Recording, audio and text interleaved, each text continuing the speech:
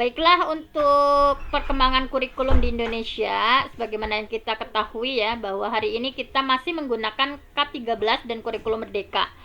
Walaupun sudah dicanangkan oleh pemerintah nanti di 2024 semuanya wajib menggunakan kurikulum merdeka. Tetapi sejak 2021 ya udah mulai dikenalkan ada kurikulum prototype atau kurmer itu, kemudian secara bertahap ada pilot project, dan nanti akan dievaluasi ya di 2024 apakah kurikulum yang baru itu, kurikulum merdeka itu efektif atau tidak, dan akan kita lihat.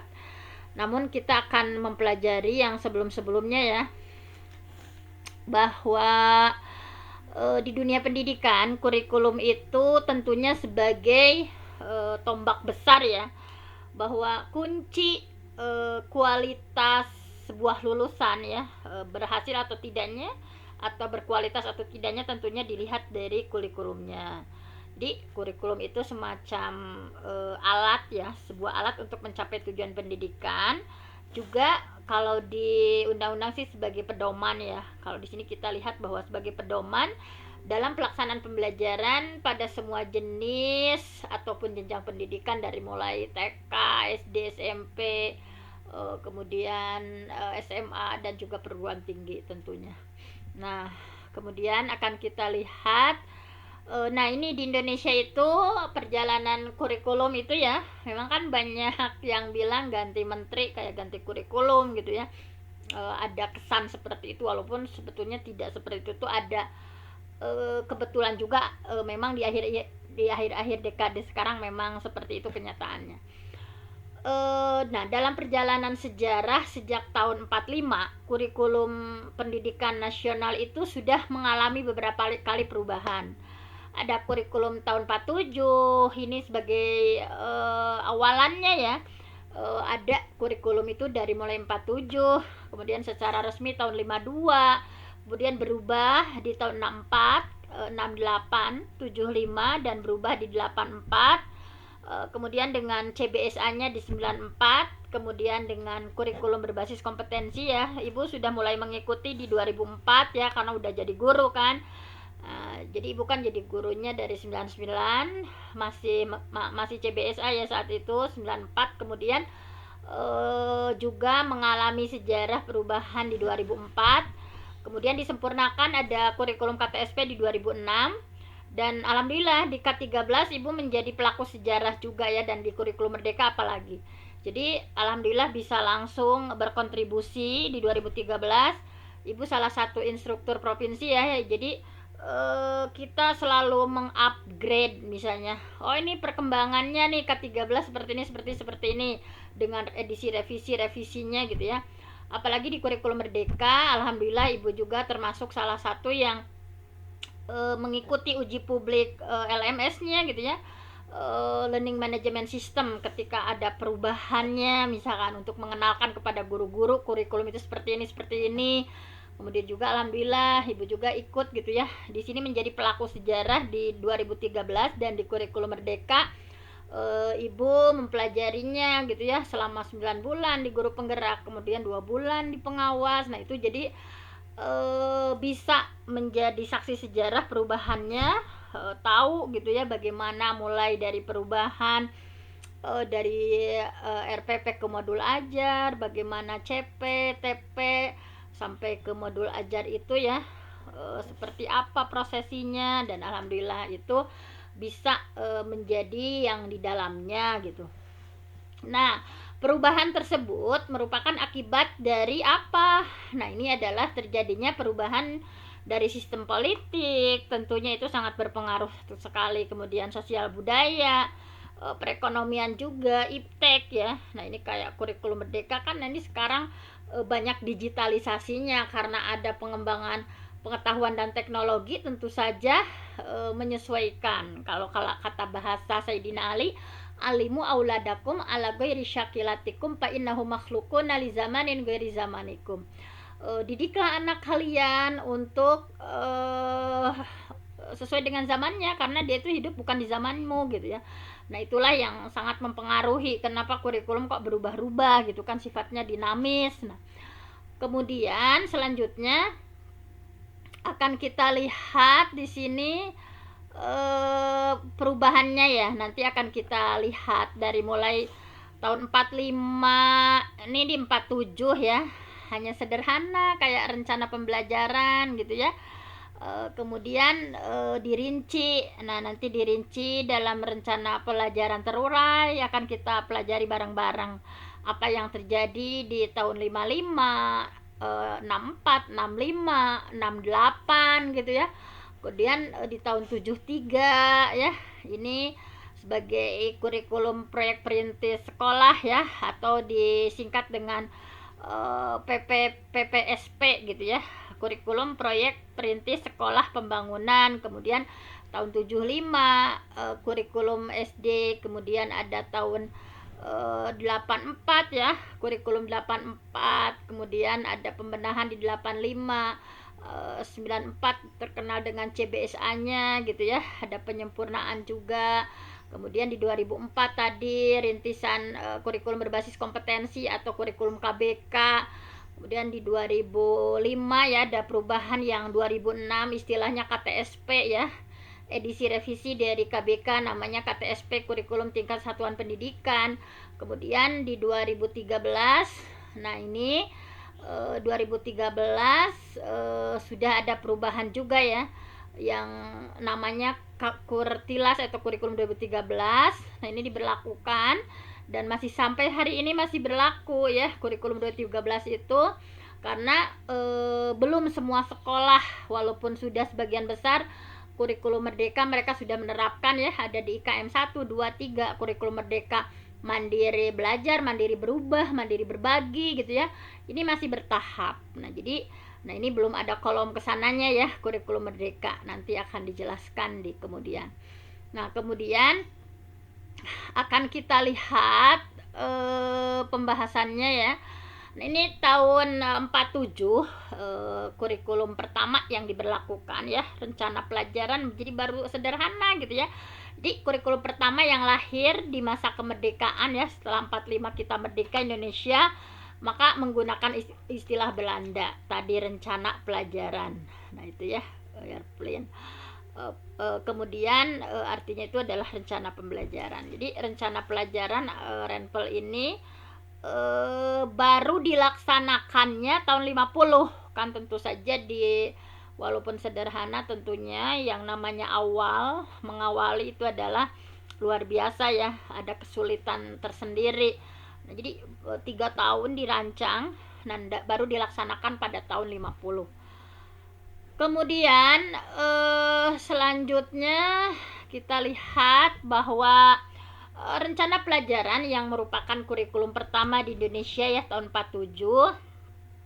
Jadi di sana tidak terlalu fokus pada kayak kognitif ya, hal-hal yang sifatnya intelektual, tetapi di sana yang lebih diutamakannya adalah pendidikan watak, pendidikan karakter, budi pekerti, bagaimana kesadaran bernegara. Maklum kan baru merdeka, jadi kesadaran bernegaranya harus ditumbuhkan, kesadaran bermasyarakat.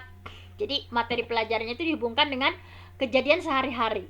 Nah ini juga perhatian terhadap seni, hal-hal sifatnya seni. Kemudian penjaskes ya, pendidikan jasmani. Nah ini menjadi perhatian di kurikulum ini. Nah, bisa dibayangkan ya oleh kita semua. Nah kemudian itu kan diberlakukannya tahun 50 ya.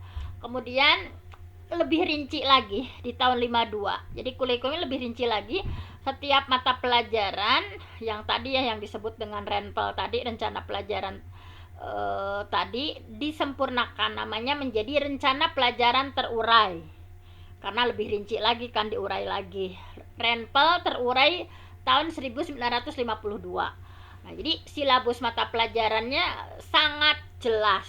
Nah jadi kurikulum ini sudah mengarah pada suatu sistem pendidikan nasional. Nah ini sudah ada kemajuan di tahun 52. Kemudian yang paling menonjolnya dan menjadi ciri khas dari kurikulum tahun 52 ini bahwa setiap rencana pelajaran itu harus memperhatikan isi pelajaran yang dihubungkan dengan kehidupan sehari-hari.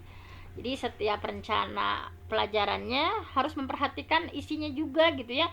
Isinya itu harus betul-betul dihubungkan dengan kehidupan sehari-hari. Jangan hanya mengetahui sesuatu yang nggak ada fungsinya untuk kehidupan sehari-hari gitu. Nah ini kalau bahasa kita memang sekarang kontekstual gitu ya. Jadi materi itu dihubungkan dengan kehidupan sehari-hari yang dialami murid betul-betul gitu, sehingga kan pembelajarannya bermakna. Nah seperti itu. Nah, kemudian kita lihat di tahun 64. Nah, jadi sudah ada perubahan ya dari 52 ke 64. Jadi pokok-pokok pikiran di kurikulum 64 ini adalah bahwa pemerintah punya keinginan supaya rakyat itu mendapatkan pengetahuan akademik untuk pembekalan pada jenjang SD. Nah, ini akademiknya udah mulai diitukan ya, difikirkan. Nah, itu kemudian selanjutnya sehingga pembelajarannya itu difokuskan pada pengembangan pancawardana. Nah, jadi kalau menurut Hamalik ya, di buku Hamalik, bahwa pancawardana itu pembelajaran difokuskan bahwa daya cipta anak dikembangkan, kemudian ada olah rasanya ya, rasanya, karsanya, keinginannya ya, karyanya, juga moral. Nah, ini jadi lebih ditingkatkan lagi daya cipta, rasa, karsa, karya, moral gitu ya. Sehingga mata pelajarannya diklasifikasikan sesuai dengan pancawardana tadi. Dibagi menjadi 5 kelompok bidang studi. Ada pendidikan moral ya. Jadi mata pelajarannya ada mata pelajaran moral ya, terkait watak tadi. Sudah mulai ada kecerdasan. Nah, kemudian emosional gitu ya. Nah, artistiknya, keterampilannya sudah ada, kemudian jasmaniahnya. Nah, ini sudah mulai gitu ya. Seluruh potensi yang ada di manusia, baik ciptanya, rasanya, karsanya, karyanya, moralnya, itu semuanya digali, semuanya dieksplor. Nah, kemudian selanjutnya kita lihat di kurikulum 68. Kurikulum 68 ini adalah pembaharuan. Jadi seperti biasa kan ya, ada penyempurnaan, ada revisi-revisi. Jadi ada pembaharuan dari kurikulum 64 yaitu diberlakukannya perubahan struktur kurikulum pendidikan dari pancawardana menjadi pembinaan jiwa Pancasila. Nah, jiwa Pancasilaisnya udah mulai itu kan ya. Nah, jadi tadi kan pancawardana ya, dari mulai karsa, karya, cipta ya, sampai semuanya yang 5 itu, maka berubah menjadi pembinaan jiwa Pancasila, baik pengetahuan dasarnya dan kecakapan khususnya. Nah, kemudian di kurikulum 68 ini tentunya tujuannya bahwa pendidikan itu ditekankan pada bagaimana membentuk manusia Pancasila sejati. Nah, sesuai dengan 5 sila ya, ketuhanan yang Maha Esa apa saja kan di sana yang harus diimplementasikan. Kemanusiaan yang adil dan beradab, persatuan Indonesia, kerakyatan yang dipimpin oleh hikmat kebijaksanaan dalam permusyawaratan perwakilan, dan keadilan bagi seluruh rakyat Indonesia.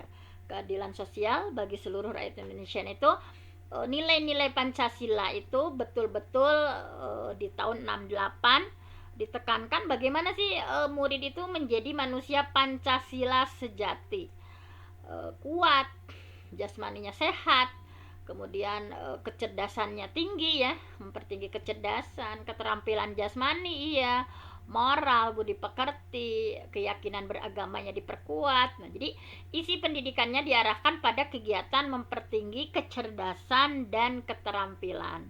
Jadi ini lebih seimbang lagi, selain cerdas, terampil, juga secara fisik sesuai dengan potensi di manusia kan. Kita punya akal, kecerdasan, kita punya itu ya, terampil, keterampilannya, fisik yang sehat dan kuat. Pokoknya dari mulai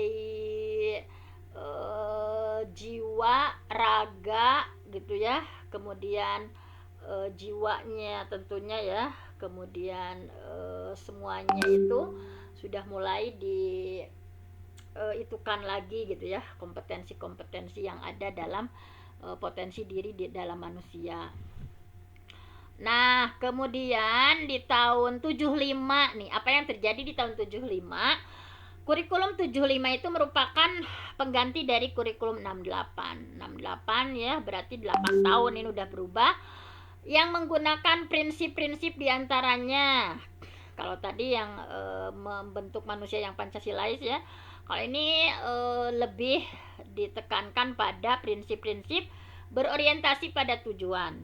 Kemudian menganut pendekatan integratif, artinya bahwa setiap pelajaran itu punya arti dan peranannya yang menunjang pada tercapainya tujuan yang lebih integratif lagi. Jadi tidak terlalu terpisah-pisah seperti tadi ya. Jadi itu ada integrasinya gitu. Kemudian menekankan pada efisiensi dan efektivitas dalam hal daya dan waktu. Tentu saja kalau tadi kan udah semakin itu ya, banyak ya, tentunya itu kan ada integrasinya ya, sehingga ada efisiensi dalam hal waktu dan daya. Baiklah, selanjutnya di sini kurikulum 75 tadi sudah ya. Juga prinsip yang lainnya di kurikulum 75 itu menganut pendekatan sistem instruksional yang dikenal dengan dulu ya, yang dulu mengalami nih PPSI ya, prosedur pengembangan sistem instruksional. Jadi ada sistem instruksionalnya, ada teotik ya kalau dulu itu. Dipengaruhi psikologi tingkah laku dengan menekankan kepada stimulus respon. Jadi ketika ada stimulus seperti ini, responnya seperti ini. Jadi anak bisa begini karena ada stimulus begini, sehingga anak akan merespon begini. Dan juga tentunya drill, ada latihan drill, ada dilatih gitu ya, berbagai halnya. Nah, selanjutnya di sini ada perubahan dari 75 ke 84. Jadi kurikulum 84 itu merupakan revisi dari kurikulum 75. Sehingga di 84 itu lebih direvisi lagi, ada perbaikan-perbaikannya yang kurangnya dari 75. Tadi udah sama ya, berorientasi pada tujuan instruksional, kayak ada teotik, tujuan instruksional khusus, tujuan instruksional umum gitu ya. Anak bisa apa, memahami, anak bisa mengenal, anak bisa ya kayak instruksional itu, kayak KKO, kata kerja operasionalnya gitu, fokus, anaknya bisa apa misalnya. Kemudian pendekatan pengajarannya ini udah mulai CBSA, sudah mulai bukan cul budak sinaantang ya, ini betul-betul cara belajar siswa aktif gitu. Kan kalau dulunya anak itu hanya DDCH, duduk diam catat hafal, kemudian anak itu duduk manis, dia mendengarkan, duduk cantik mendengarkan, tapi udah mulai dirancang ada CBSA-nya, sehingga materi pelajaran dikemas dengan menggunakan pendekatan spiral, kayak bersiklus seperti itu. Nah, kemudian menanamkan pengertian terlebih dahulu sebelum diberikan pelatihan. Kalau tadi kan lebih drill latihan gitu ya, misalkan. Nah, sekarang ini dipahami dulu gitu, paham dulu. Nah, baru ada latihan. Jadi tidak langsung ke praktek gitu ya, tetapi dipahami dulu, kemudian baru pelatihan.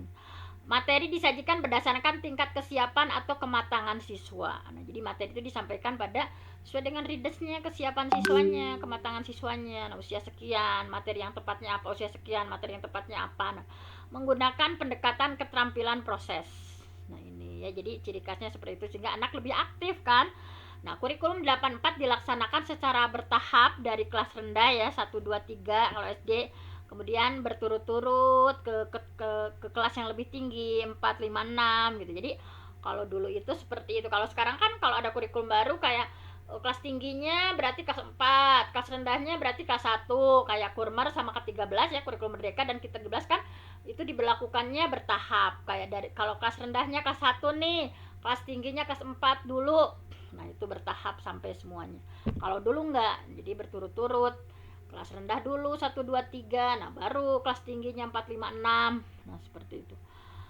Kemudian selanjutnya adalah kurikulum 94.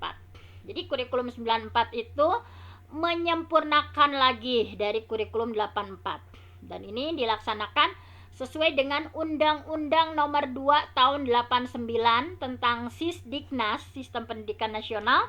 Kalau yang sekarang kan terbaru itu Undang-Undang Sisdiknas Nomor 20 Tahun 2003 ya. Dulu itu sebelum sekarang Undang-Undang Sisdiknas Nomor 20 Tahun 2003, dulu itu ini yang berlaku Undang-Undang Nomor 2 Tahun 89 tentang Sisdiknas. Nah, sehingga ini udah ada sistem pendidikan nasionalnya, udah lebih sistematis lagi. Nah, hal ini berdampak pada sistem pembagian waktu pelajaran, yaitu mengubah dari asalnya semester 1, semester 2 ya, sehingga di tahun 94 itu sistemnya catur wulan. Jadi per 3 bulan. Dulu di kalian belum pernah mengalami catur wulan. Bukan triwulan, maksudnya catur ya. Catur itu 4 bulanan berarti. Tidak semester, tidak 6 bulan gitu. Nah, kemudian selanjutnya adalah di sini dengan sistem catur wulan, pembagiannya dalam 1 tahun menjadi 3 tahap tadi ya. Jadi 1 tahun itu kan 12 bulan. Berarti dibagi 4 itu berarti 3 tahap ya. Kalau sekarang kan hanya 2 tahap, semester 1, semester 2. Kalau dulu itu berarti 3 tahap, berarti 4 bulan pertama, 4 bulan kedua, 4 bulan ketiga kan, untuk sampai 12 bulan. Nah, jadi 3 tahap.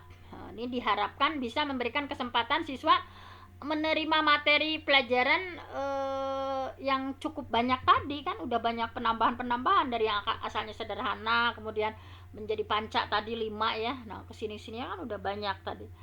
Terdapat ciri-ciri yang menonjol dari pemberlakuan kurikulum 94 diantaranya.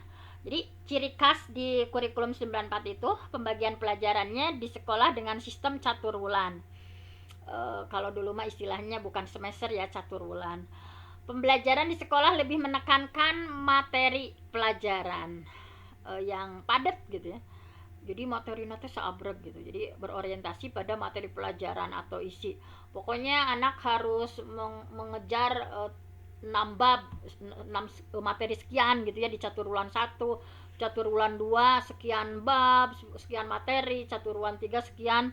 Nah, itu. Jadi berorientasi pada materi yang harus diselesaikan gitu. Kalau sekarang kan berbasis kompetensi. Kalau dulu itu orientasinya pada materi atau isi pelajaran. Kemudian selanjutnya, nah di sini kurikulum 94 bersifat populis. Artinya apa? Memberlakukan satu sistem kurikulum itu untuk semua siswa di seluruh Indonesia. Nah, kalau kesini-sininya tergantung lingkungannya kan. Ketika misalnya disesuaikan, misalkan ada penyesuaian-penyesuaian kayak kurikulum berbasis kompetensi kan itu boleh berbeda. Misalkan dengan ini populis memberlakukan satu sistem kurikulum untuk semua di seluruh Indonesia. Jadi dalam pelaksanaan kegiatannya guru harus memilih dan menggunakan strategi yang melibatkan siswa aktif tadi, yang CBSA tadi ya, cara belajar siswa aktif, baik aktif secara mental, baik aktif secara fisik maupun secara sosial. Kemudian dalam pengajaran suatu mapel hendaknya disesuaikan dengan kekhasan, konsep atau pokok bahasan dan perkembangan berpikir siswa. Jadi ketika mengajar itu harus disesuaikan dengan perkembangan berpikir siswa ya. Jadi pokok bahasannya itu. Jadi ini kemampuan berpikirnya usia sekian, nah itu disesuaikan.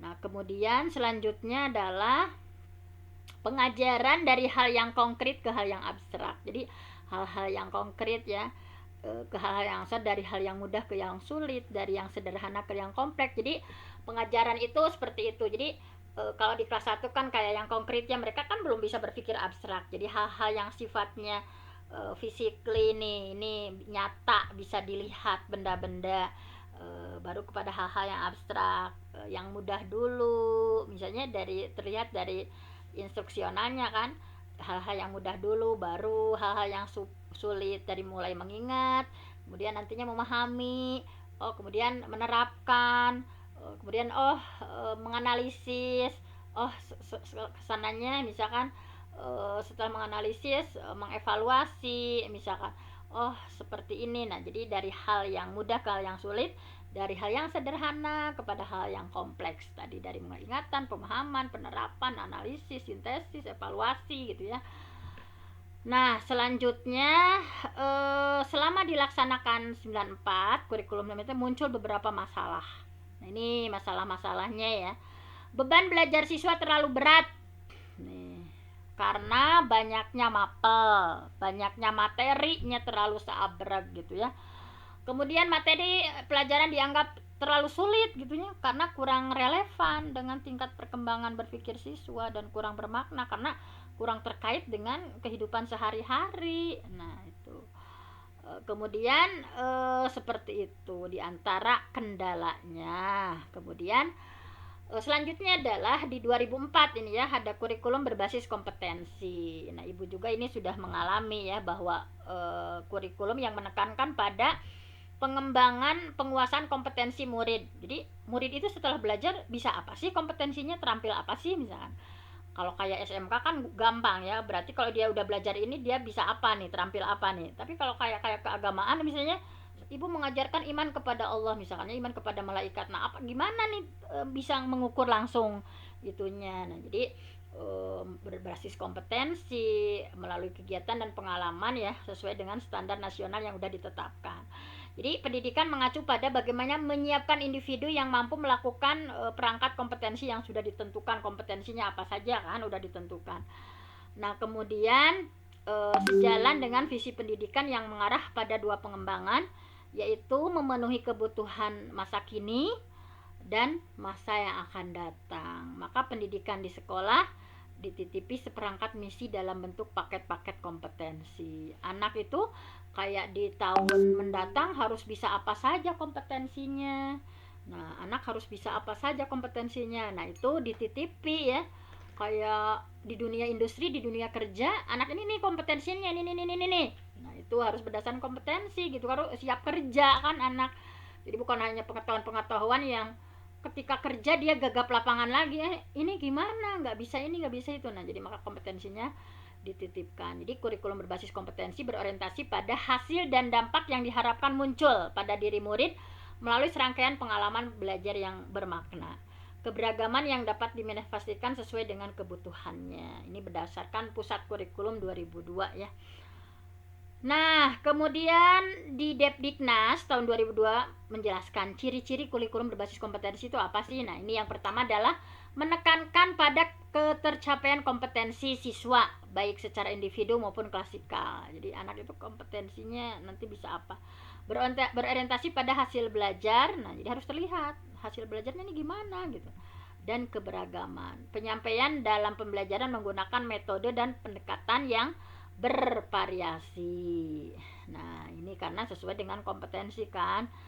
Kompetensi apa yang akan misalkan kompetensi dalam bermasyarakat, terampil dalam melakukan secara spesifik hal-hal soft skill-nya apa gitu ya. Nah, seperti itu.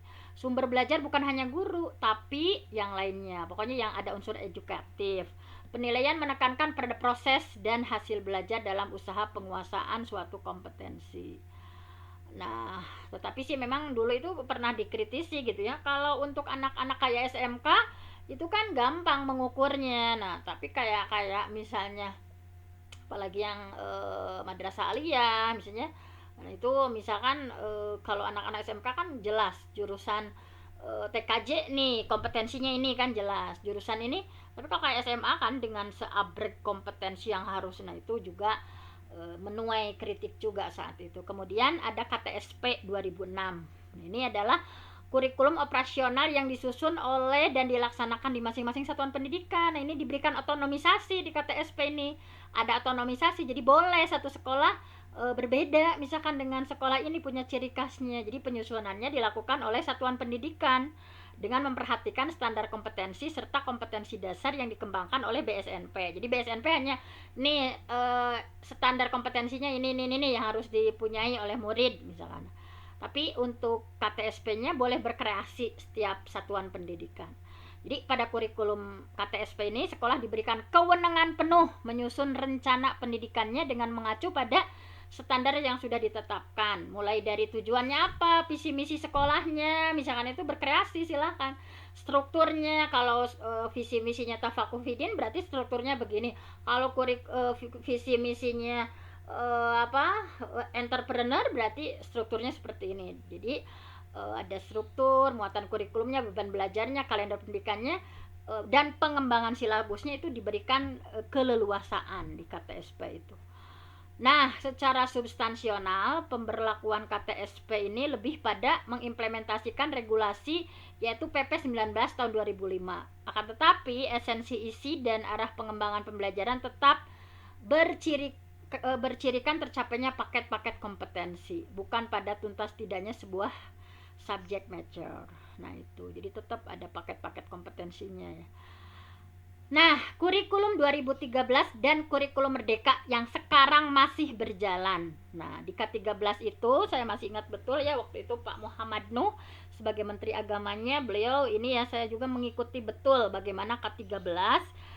Ini dasarnya dari taksonomi yang diterima secara luas, ada kajian kurikulum berbasis kompetensinya. Tadi taksonomi ya, mulai dari ingatan, baik taksonomi Bloom dan juga taksonomi dari Anderson ya, mulai dari ingatan, pemahaman, penerapan, analisis gitu ya. Akhirnya itu dirubah, bukan evaluasi tetapi kreasi gitu. Yang terakhirnya itu ingatan, pemahaman, penerapan, analisis, evaluasi dan mencipta atau kreasi. Nah, kemudian itu dikaji dari 2004, KTSP 2006, kemudian ada tantangan abad 21 yang 4C itu, critical thinking, anak itu harus bisa berpikir kritis, berkolaborasi, komunikasi.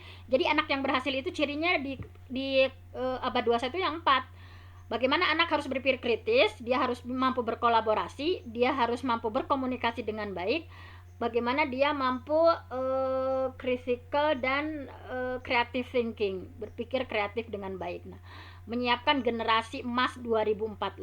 Jadi kompetensi inti pada kurikulum itu bukan untuk diajarkan, tetapi dibentuk melalui pembelajaran mapel yang relevan. Jadi semua mapel yang diajarkan dan dipelajari pada kelas tersebut harus berkontribusi terhadap pembentukan kompetensi inti. Jadi ada KI ya, KI. Jadi KI 1 sikap spiritual, KI 2 sikap sosial, KI 3 pengetahuan, KI 4 keterampilan. Kompetensi-kompetensi itu, dan insya Allah untuk K13 dan kurikulum Merdeka akan secara dipisah saya jelaskan secara spesifik, karena kalian harus tahu lebih detail tentang K13 dan kurikulum Merdeka. Sekarang hanya sekilas info saja. Nah, ini untuk kurikulum Merdeka. Nah, ini ya, bahwa di kurikulum Merdeka itu intinya adalah kurikulum dengan pembelajaran intrakurikuler yang beragam. Intra itu tatap muka ya, di mana konten akan lebih optimal agar murid itu punya cukup waktu untuk mendalami konsep dan menguatkan kompetensi. Jadi guru leluasa. Jadi Merdeka di sana itu guru leluasa. Bagaimana guru leluasa memilih berbagai perangkat ajar ya, disesuaikan dengan kebutuhan. Jadi Merdeka versi murid itu bahwa anak itu merdeka, dia bebas untuk menentukan bagaimana cara dia belajar gitu. Kemudian guru juga memiliki keleluasaan perangkat ajar, dia mau milihnya itu seperti apa gitu ya. Tentunya TARL, teaching at the right level, mengajar itu sesuai dengan level anak gitu. Merdeka versi sekolah itu bahwa sekolah diberikan keleluasaan untuk kayak membuat KOSP sendiri ya, kurikulum operasional satuan pendidikan, analisis lingkungannya seperti apa, dianalisis karakteristik siswanya seperti apa. Nah, ini diberikan keleluasan, diberikan kemerdekaannya, diantaranya dengan ciri khas P5-nya, karena sesuai dengan sekarang itu visi, diantara visi pendidikan Indonesia itu adalah membentuk manusia yang memiliki P3 ya, profil pelajar Pancasila, yang dengan 6 dimensi itu: beriman, bertakwa, berkebinekaan global, berpikir kritis, kreatif, tanggung jawab. Itu yang 6 itu. Nah, insya Allah akan Ibu sampaikan secara khusus mengenai kurikulum 2013 dan kurikulum Merdeka, karena ini harus secara detail kita pahami yang sedang diberlakukan tahun ini. Mungkin hanya itu saja untuk hari ini. Mohon maaf atas segala keterbatasan. Terima kasih atas kebersamaannya. Mohon maaf sekali kalau ada pertanyaan-pertanyaan, silahkan disampaikan di grup WhatsApp dulu ya. Karena ini udah dari pagi